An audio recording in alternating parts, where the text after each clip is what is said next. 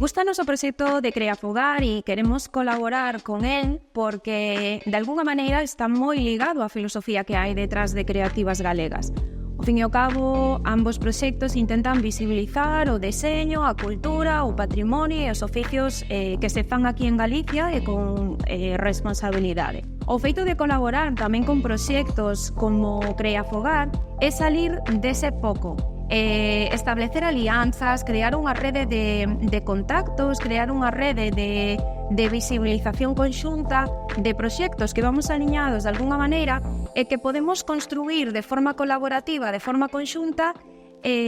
como roteiros ou iniciativas culturales que ao fin e ao cabo retroalimenten os uns e os outros a uns. A verdade é que é unha gozada ver, pois dentro dunha casiña que ten o seu valor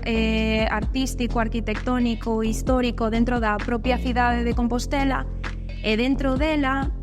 visibilizarnos e intervila dous proxectos como son, por exemplo, Creativas Galegas e Creafogar. Eu creo que é moi interesante que nos unamos, colaboremos e crear conxuntamente para ao final acadar esa finalidade común que é visibilizar o deseño galego, poñelo en valor e decir somos estos e estamos aquí.